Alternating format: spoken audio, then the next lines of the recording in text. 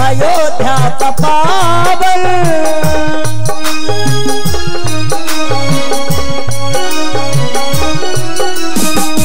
विराजेंगे फिर में सिया राम लक्ष्मण।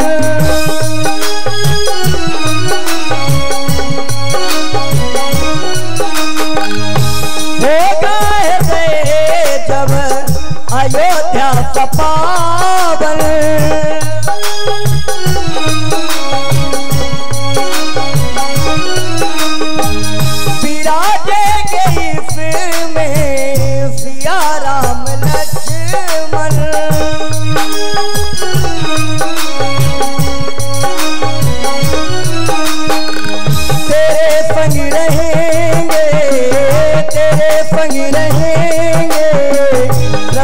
आठया श्री राम जय राम जय जय राम।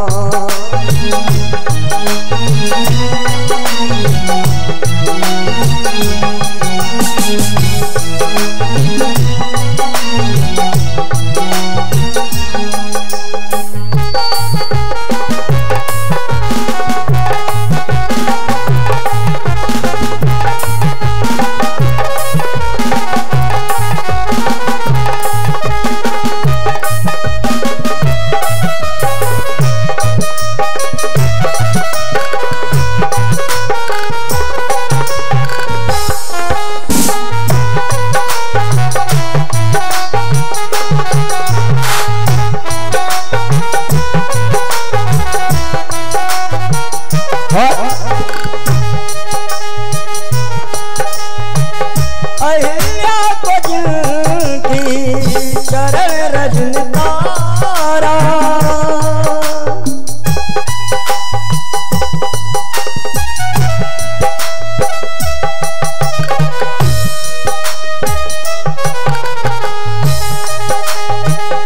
अहिल्या को जिनकी चरण रजन तारा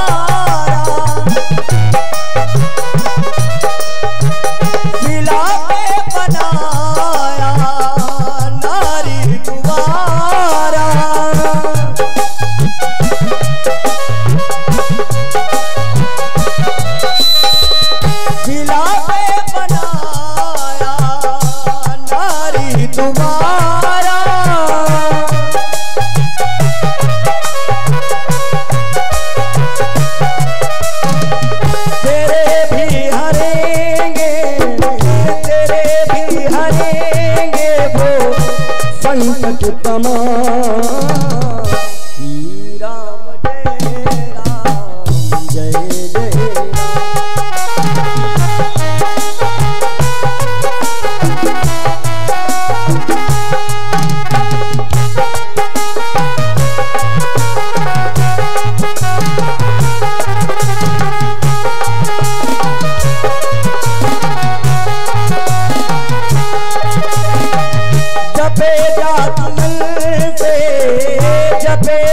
तुमन से सुबह और शाम श्री राम जय राम जय जय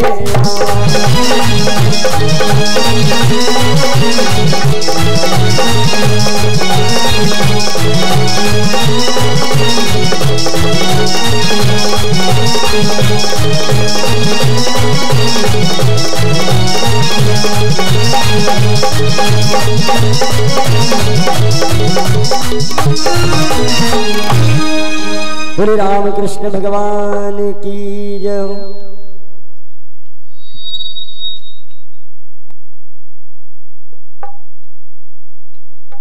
हेलो हेलो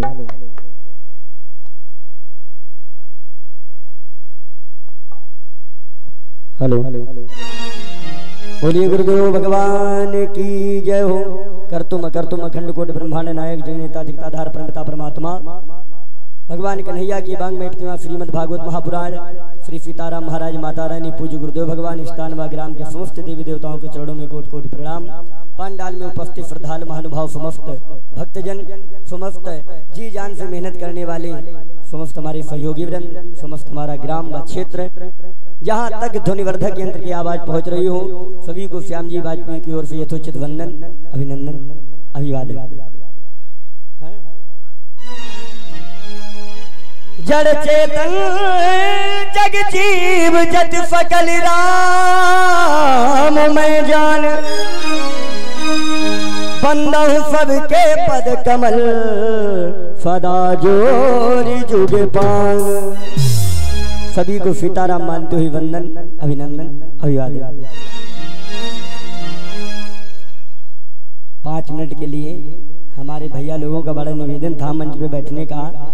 बाकी अभी जिनके द्वारा बहुत ही सुंदर राम कथा सुन रहे थे हमारे भैया दुर्गेशाचार्य जी महाराज, बहुत ही सुंदर भगवान के मंगल में चर्चा श्रवण कराते हैं।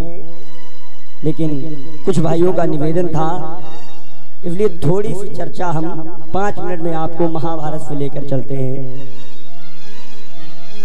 महाभारत पंचम वेद बताया गया। महाभारत को पंचम वेद बताया गया है और ये कोई महाभारत की कथा साधारण कथा नहीं है। लिखा है, बाजुए कहीं पर फड़केंगी,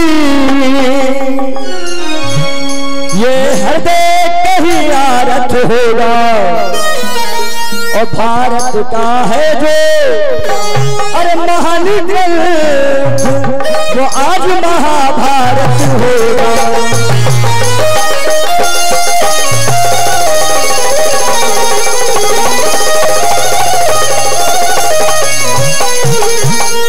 बाजुए कहीं पर फड़केंगी,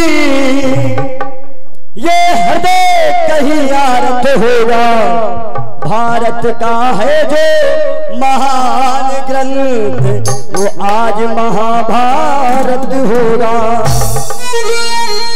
देखो लिखा है, महाराज जब कौरवों के 11 भैया मारे गए, पांडव 5 के 5 जीवित हैं, तो दुर्योधन पहुंचा भीष्म बाबा के पास और कहा, बाबा मुझे तो लगता है कि हमारी ही पार्टी के लोग हमारे साथ में गद्दारी कर रहे हैं। ये तब का मामला नहीं है, ये मामला आज भी है। जो तुम्हारा ज्यादा खास होगा, जान जाओ ये सबसे बड़ा तुम्हारे लिए घातक है। जो तुम्हारा परम हितैषी होगा, वही तुम्हारे पीछे भाला लिए घूम रहा है। कितने टाइम मौका मिल जाए घुस के भाग जाए। वो फिल्मी गाने में गाते हैं ना, अपने ही गिराते हैं नफे मन पे बिजलियां, नफे मन पे बिजलियां। अपनों से बच जाओ, जानो दुनिया में हर एक जगह बच गए। दुर्योधन ने कहा, बाबा मुझे तो लगता है कि मेरी ही पार्टी के लोग मेरे साथ गद्दारी करते हैं, और बाबा उसमें नंबर 1 में आप आते हैं। जैसे ही कहा, बाबा ब्रह्मचारी थे, बाबा ने कहा, दुर्योधन तेरी मति तो शुद्ध है।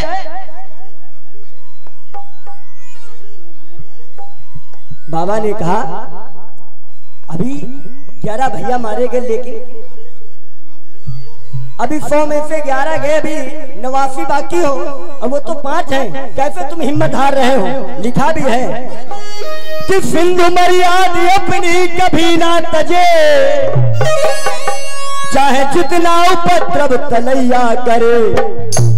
जो महान आदमी होगा उसकी चाहे जितनी तुम बुराई करो, लेकिन वही दफा जब परमात्मा उसके ऊपर हाथ रखे रहे तो तुम लोग क्या कर सकते हो बताओ। कुछ लोग हैं, अच्छा मुंह पर कहने की कोई बात की दम नहीं होती लोगों के, कहते भैया ना भाई बड़े आदमी के मुंह पर आएंगे मार डाले नहीं, मार डाले नहीं तो पीछे पीछे कहे मरे घूमत है। अगर दम है तो सामने आओ, कोई बात कहनी सामने कहो। किसी के पीठ पीछे बुराई नहीं करना चाहिए, कोई भी व्यक्ति हो। लिखा है अरे सिंधु मर्याद अपनी कभी ना तजे, और चाहे जितना उपद्रव तलैया करे, और चाहे पग पग पे संकट का हो सामना, फिर पीछे कदम फिर कभी न डरे।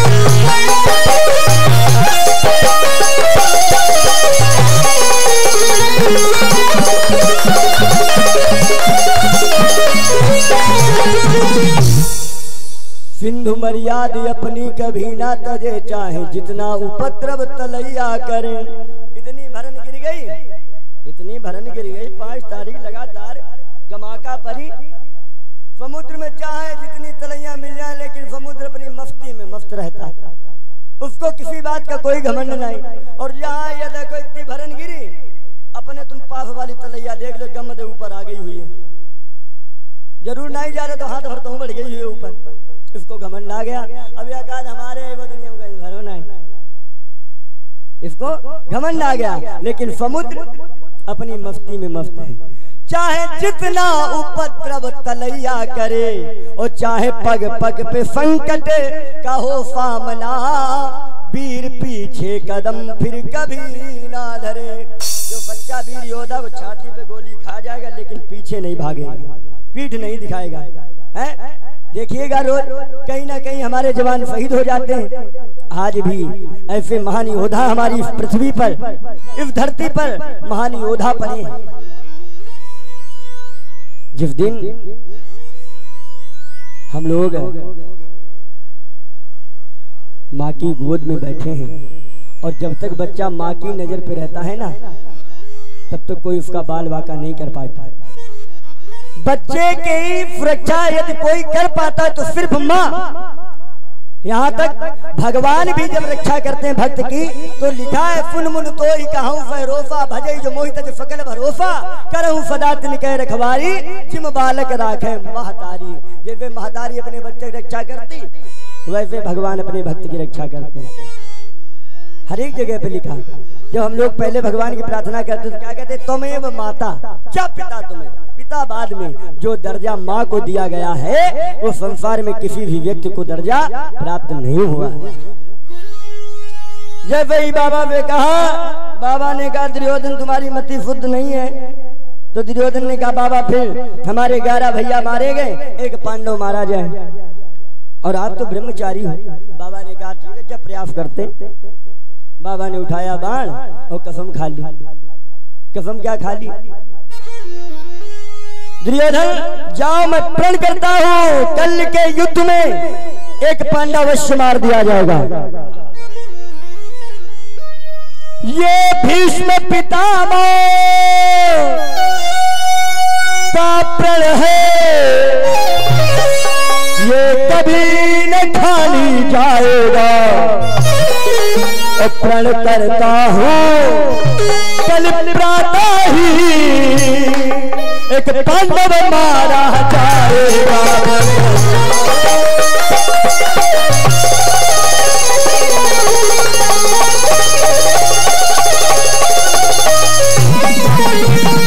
ये भीष्म पितामह का प्रण है, ये कभी न खाली जाएगा। प्रण करता हूँ कल प्रातः ही एक पांडव मारा जाएगा। कौरवन को नाश हुआ, और महाभारत में बाबा भीष्म बाबा, कौरवन को नाश हुआ, महाभारत में बाबा। बाबा ने देव के भी नाश पड़ते धीरे से। क्या कहा? जैसे दुर्योधन चलने लगा, प्रसन्न हुआ, लेकिन बाबा ने कहा बेटा अभी प्रसन्न मत हो, भी काम हुआ थोड़ी ना। जब तक व्यक्ति का काम ना हो जाए तब तक ज्यादा फूले फूले न घूमो। गिरफ्त आदमी मेरी बाधा आओ करती जीवन में, पता नहीं कौन सी बाधा कब फाट पड़े। जैसे ही कहा, बाबा ने कहा सुबह अपनी पत्नी भानुमति को भेज देना, उसे मैं सौभाग्यवती होने का आशीर्वाद दे दूंगा, और फिर आप लोग बच जाओगे, पांडव अवश्य मारा जाएगा। भगवान कन्हैया शिविर के बाहर शाम के समय जैसे ही शंखनाद होता था तो युद्ध रोक दिया जाता था। सब अपने अपने शिविर में भोजन इत्यादि विराम करते थे। प्रातः काल फिर जब शंखनाद होता था, शंख बजता था, तब युद्ध फिर होता था। तो महाराज कन्हैया रात में जब सोते हैं अपने अपने फील्ड में, तो कन्हैया ने क्या कहा है, अनन्यास चिंतयन्तो माम ये जनाः परुपासते तेषां युक्ता भिक्ता नाम योगक्षेमहाम्यहम्। भगवान ने कहा यदि पांडव तुमने अपना जीवन हमें सौंप दिया है तो हम तुम्हारा बाल बाका नहीं होने देंगे। भगवान ने जैसे ही सुना, भगवान द्रौपदी के पास पहुंच गए। रात के 12 बजे मन में विचार किया भानुमति 4 बजे आएगी। भानुमति बाबा की बहू है और द्रौपदी भी बाबा की बहू है। लो ऐसा करते हैं, भानुमति 4 बजे आएगी, द्रौपदी 3 बजे ले आवे हम आशीर्वाद लिवा लें बाबा। जैसे ही द्रौपदी के पास पहुंचे और भगवान कन्हैया ने कहा बहन, अरे द्रौपदी बहना उठो दिन हो गया।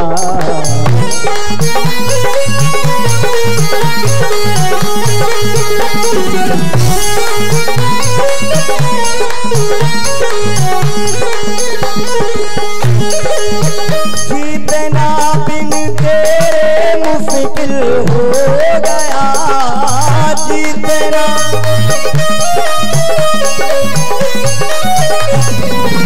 द्रौपदी बहना उठो दिन हो गया।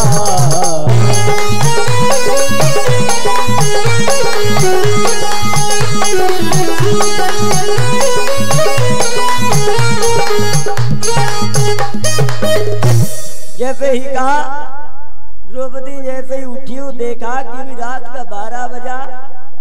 द्रौपदी ने कहा भैया तुम्हारी मति को क्या हो गया, पहले ये बताओ है? तुमने घड़ी भी नहीं देखी आज और तुम रात में 12 बजे डिस्टर्ब करने चले आए। नींद आ पाई थी, तुमने माहौल बेकार कर दिया। वीआईपी नींद आ रही हो कोई जगा दे, भरी नींद में तो बड़ा क्रोध आता, मनावत एक बिंद जाए है। जब वीआईपी नींद आती तो सवेरे जगा दो। ब्रह्म मुहूर्त में सुबह नींद बहुत अच्छी आती। भगवान ने कहा कल न जाने किसकी बारी आएगी, बहन कल एक पांडव मारा जाएगा। जैसे ही कहा तो बहन रोने लगी और कहा भैया कुछ भी करना पड़े लेकिन हमारे पतियों पर किसी प्रकार का कोई संकट ना हो। अजब माताएं, लोग देखा होगा माताओं के बारे में कहते हैं ना, माताएं बेचारी इतने व्रत रहती, इनके जितने भी व्रत हैं या तो इनके लड़के निकले हो या फिर इनके आदमी निकले। अब कल बेचारी देखो कितनों बड़ो व्रत तुम्हारे लोग इनके मारे रही है, कल रही है नहीं रही है। तुम लोग रात कब हुए को व्रत, साल भर में एक लोग रात हो बताओ इनके पीछे। भैया बेचारी देखो कल पूरे दिन भूखी प्यासी बनी रही है, कितनी हिम्मती। एक दिन महाराज वो प्रदीप मिश्रा जी हैं, शिव पुराण गा रहे थे, तो उन्होंने कहा पत्नियां व्रत रहती हैं करवा चौथ का पति की लंबी उम्र के लिए। 365 दिन मां यही एक दिन बेचारी भूखी प्यासी बनी रहती तो जनती की आदमी बड़ा उम्र बढ़ रही। 364 दिन तो तुम आदमी पराने खाओ करती हो, तो एक दिन में कितो तुम बढ़ा दियो बताओ।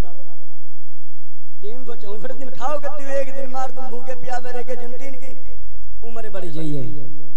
364 दिन बचा दो और करवा चौथ दिन वाले तुम खूब खा लो, कोई दिक्कत नहीं, लेकिन रोज रोज परान ना खा। देखो बेचारी के मुंह कहीं पे रही है। हाँ महाराज, जैसे ही द्रौपदी ने कहा प्रभु कुछ भी करना पड़े हमारे पतियों पर किसी प्रकार का कोई संकट ना आए, तो भगवान ने कहा तुम्हारी आवश्यकता है हमारे साथ चलो, क्या करना होगा। तो कहा बाबा ने भानुमति को आशीर्वाद देने को कहा है, तुम हमारे साथ चलो, भानुमति 4 बजे आएगी, तुम 3 बजे आशीर्वाद ले जाओ। चलो जैसे ही भगवान द्रौपदी को लेकर चले। अब रात में रात का माहौल, एक लेडीज एक जेंट्स, द्रौपदी पहने चरण पादुका खटर पटर गली में हुई रही। भगवान बोले जो नाई जगैया है वही जगह ये खटर पटर की आवाज सुन के भगवान बोले ऐसा करो अपनी चरण पादुका हमें दे दो। भगवान ने चरण पादुका ली और भगवान ने सोचा यदि कोई जान गया तो समाज कैसा है। युद्धम शुद्धम लोक विरुद्धम। रात के 12 बजे सगे भैया बहनी कहूँ बेचारे आपत्ति के मारे जात हैं, जो देखेगा वो ये नहीं कहेगा हो सकता है कि भैया बहनी हो, वही एक दिन कहिए यही घन कहाँ जाते, पीछा करो पीछा। क्यों? ये समाज इतना बिगड़ चुका है। अच्छा एक दिन तुम्हारे मन में यह आ जाए फकत भाई बेचारे आपत्ति के मारे कहूँ जात हो ना, ये कहाँ सोचने वाली, दिमाग तुम्हारा गलत ही चलेगा।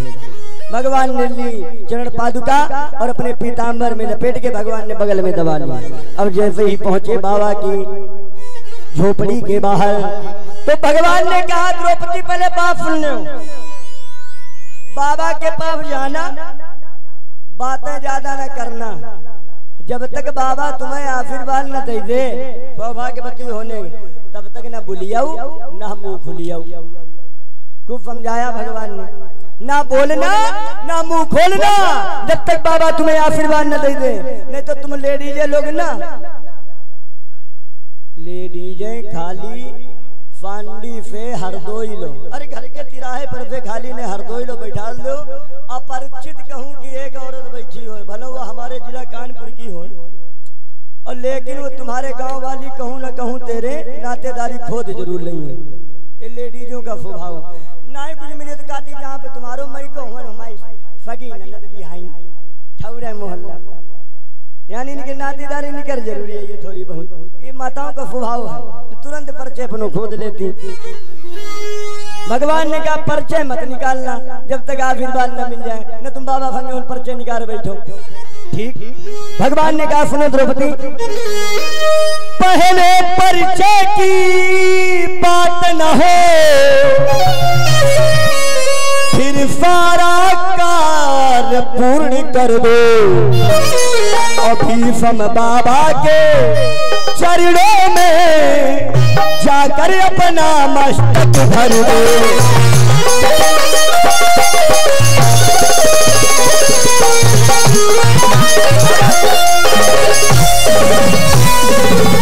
क्या बात भैया, गोलू भैया मजा आ गई।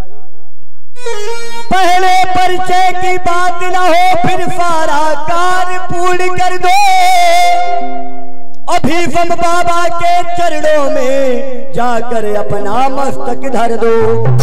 जैसे ही कहा द्रौपदी बोली बेनिश्चिंत रहो, बस इतना ही सारा तुम्हारा का भी काम हो गया। पहुंची द्रौपदी भीतर, जैसे ही भीतर पहुंची और भीतर का नजारा देखो। Introducing Opera GX, the first browser built for gamers. Match your set of colors with specially designed themes. बाबा माला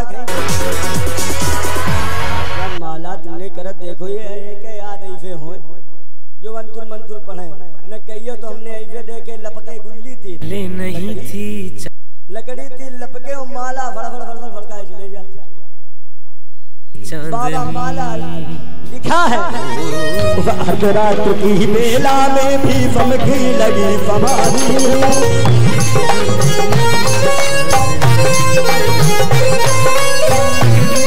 मन हर चरवे में लगा हुआ उस समय न कोई व्याधि है।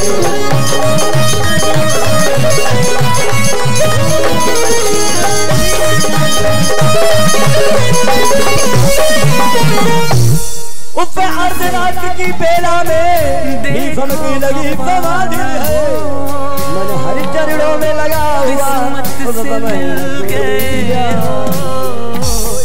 मिलके जुदा न हो, किस्मत से मिल गए हो, मिलके जुदा न हो। मेरी क्या खता है, खता है ये भी के ज़मीन से कभी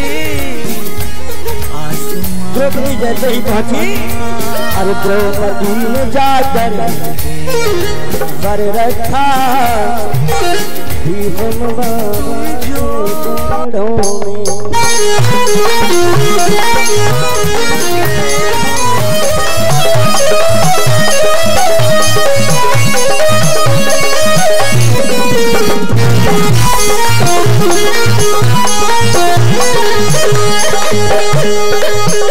द्रौपदी ने जाकर वर रखा भीष्म बाबा के चरणों।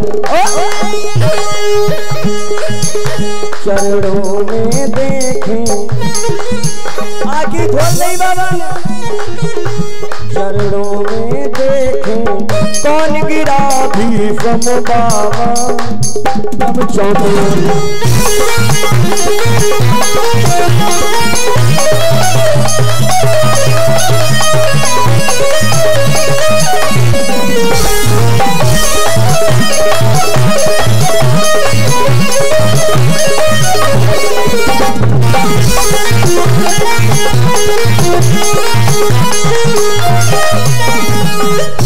द्रौपदी ने जाकर फर रखा भीष्म बाबा के चरणों में दे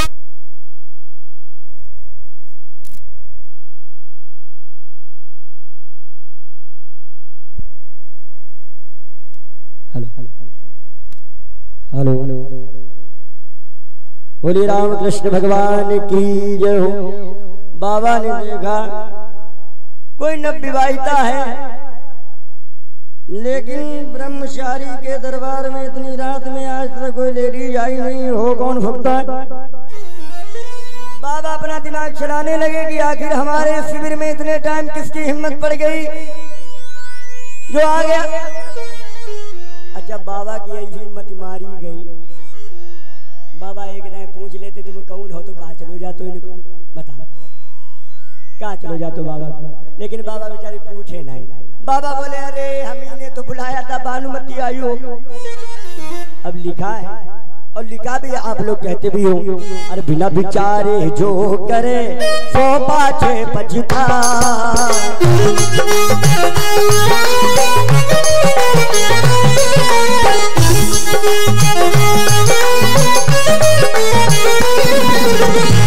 विचारे जो करे वो पाछे पछता, काम बिगाड़े आपनो जग में होए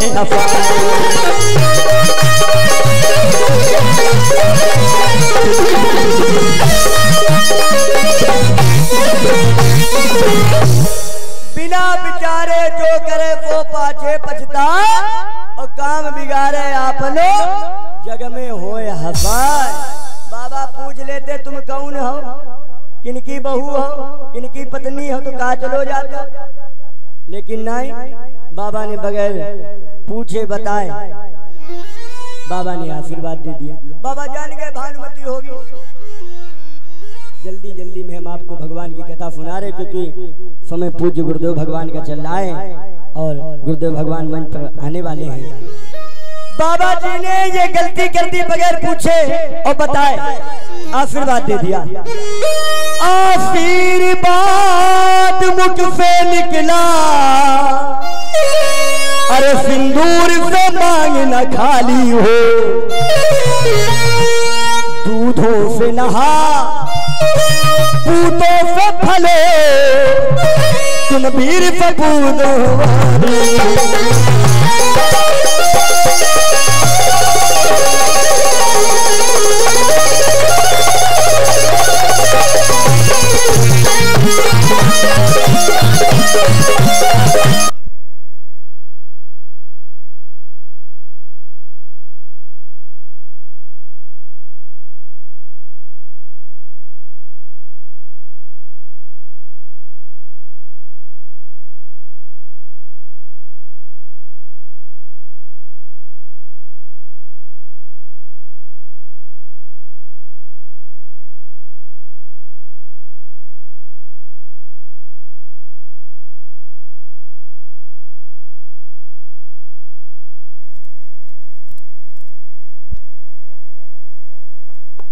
हेलो बोलिए मंगासनी मैया की जय हो।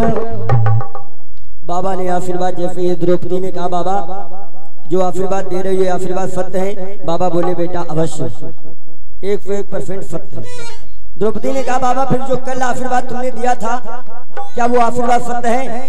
हाँ। तो द्रौपदी ने कहा बाबा दोनों आशीर्वाद सत्य नहीं हो सकते हैं।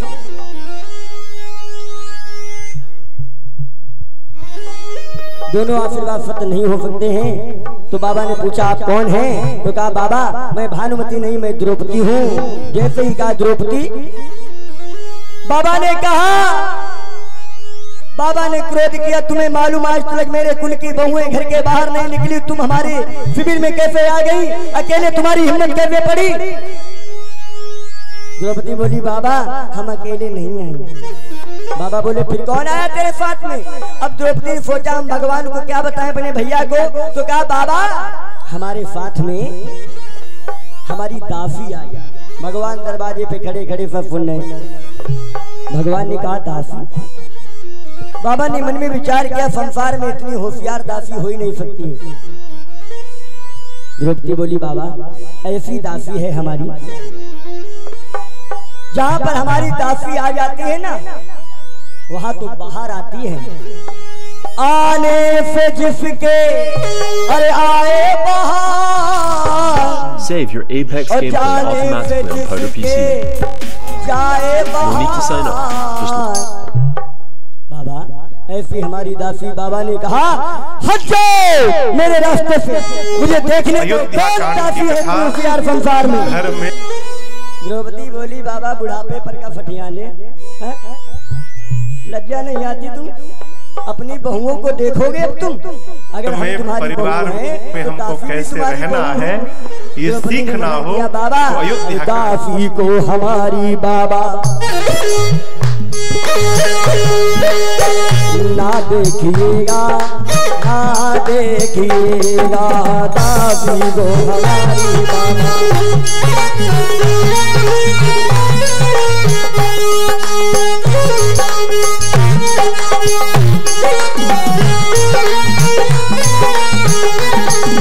दासी को हमारी बाबा ना देखिएगा, ना देखिएगा, दासी को हमारी